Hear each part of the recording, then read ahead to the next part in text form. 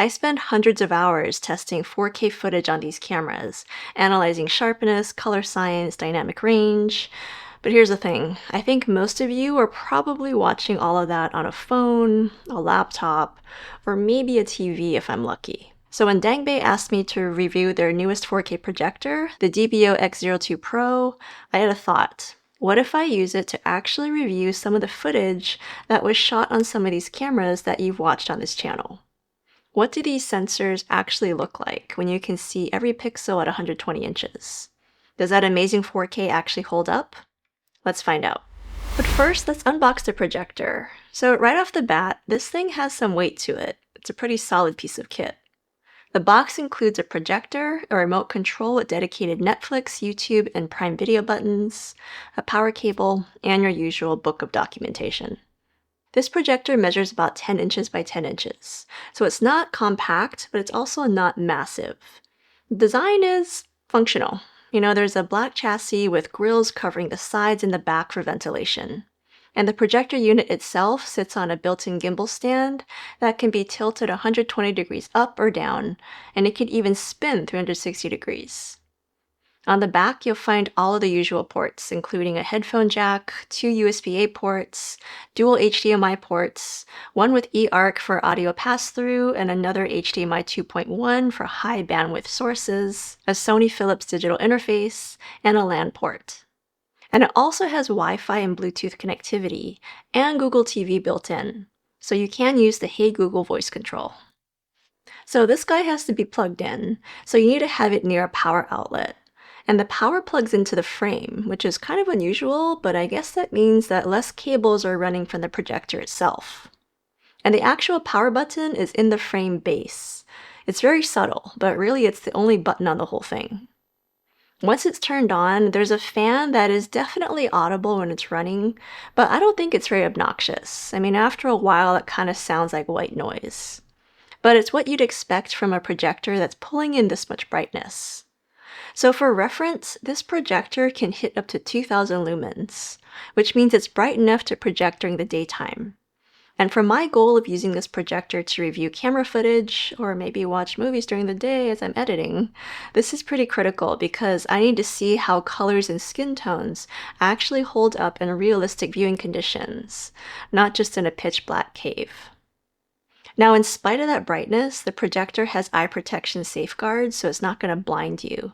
And it even has AI brightness to adjust to ambient lighting. This projector has a 1.27 to 1 throw ratio, so it's designed to project images from 40 inches up to 300 inches diagonally. And the image adjusts to adapt to surfaces as you move it around. Now, honestly, I have never used a projector at home really at all before, but I think that the image quality is genuinely really impressive.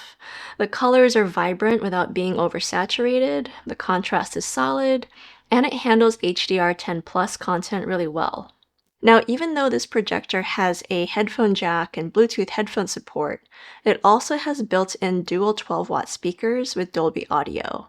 And I think that they're loud enough to fill up my entire office space without needing external speakers. And there's pretty good clarity across the frequency range. Now, if you're really into audio, it may not replace a dedicated sound system, but for someone like me who is not super nitpicky about audio, I think it's going to be more than adequate, like for solo review sessions or client presentations, or just casually watching YouTube or a movie. It's obviously way better than laptop speakers. Navigating the interface is pretty standard using the included remote. Now, personally, this is my first time using a Google TV device, but it still feels pretty familiar to me because it runs a lot like the Prime Video app, which is what I personally use at home. So I think it's pretty intuitive to navigate. And here's a really big plus. Netflix is pre-installed and it actually works, although obviously you need a paid membership to watch anything on it. Alright, here's where things get really interesting, and this is what most of you are probably here for. What does camera footage look like at this scale? On my editing monitor, all of these look great, but at this size, you're going to see things you've never seen before. I'm quite excited to have a home cinema just about anywhere that I want. So I'm going to go ahead and power it on, which I can do directly from the remote control. All right, so I got the projector up and running. I've also got my camera up in the corner so I can attempt to show you what all I'm seeing. But it looks really good so far. I mean, I have the window open. It's not a super sunny day, but the sun is out. I see blue sky out there. So even with the window open, like the contrast looks good, the color looks great. And let's go ahead though and close the curtains so we can see it in a darker environment and see how much more the color and the contrast pops. All right, so I went ahead and closed the windows. I've got blackout shades. I am using a little key light for this camera so you can see me better. So let's go ahead and get into YouTube here and take a look at some of the sample footage that I've shot with some cameras and see how it looks on this projector. So let's start with this comparison video that I did between some of the little compact cameras, so like the Insta360 GO Ultra, the Go 3S, and DJI Osmo Nano. And yeah, I've been watching this footage for a bit on this huge projector, and I'm noticing like little shakes. Like I thought that I was being super stable in the footage that I chose, but now I'm like, ooh, I'm actually not so stable as I thought. And also like little margins are kind of showing. So just little details that I wasn't aware of. So like if I pause on this image where we're looking at the Go 3S, the Go Nano, and the Go Ultra, all shooting in, you know, their maximum resolution, I am definitely seeing some differences in the quality when it's blown up on my wall like this. Um, I actually think that the Go Ultra is the sharpest here, based on how it's looking right now. And actually the Go 3S looks pretty decent for what it is. The dynamic range looks really great. The sharpness looks great. Um, I would actually say that the Nano looks the worst of the three. But I do think that that's subjective. But honestly, yeah, I really think that the Instas look a lot better than the Nano in this particular instance here. And over here, if we go over to the color, I paused it and I do see a little margin on like the left side for the Go Ultra footage. I'm like, oh, how did I miss that? But anyway, here, once again, I think the Go Ultra and the Go 3S look a lot better than the Nano. Like it is so apparent when it's blown up on the big screen like this. It's just sharper and the colors look more natural. They look less HDR than the Nano does. So yeah, interesting, interesting, interesting. Going over to look at low light footage on the big screen. So we've got the Go Ultra, the Go 3S, and the Nano. I mean, this was already apparent in my initial review video, but the Go Ultra is definitely the brightest.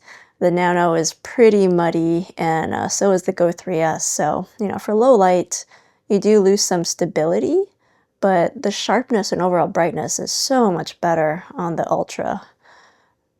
So, yeah, this is pretty much just affirming my initial video review. But again, so interesting to see it up on the big screen. I'm going to have to do this for all of my test footage and comparison videos as part of my comparison analysis.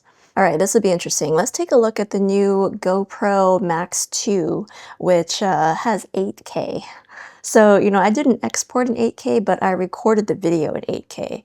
And so supposedly, we should be getting higher resolution that way. So let's take a look at that footage up on the big screen. So yeah, there we go. 360 video, shot in 8K, exported in 4K. That looks pretty crisp. Like, it looks nice. Very sharp, the colors are great. This is some comparison footage here. Yeah, when you zoom in on this big screen, like you can definitely see the detail.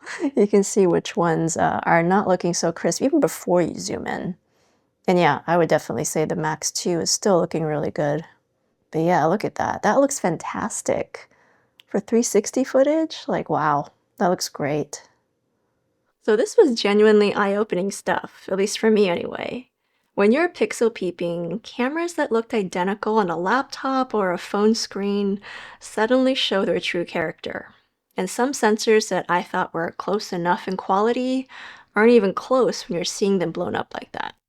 So at $1,000 on sale, or about $1,600 when it's not, this projector hits a sweet spot.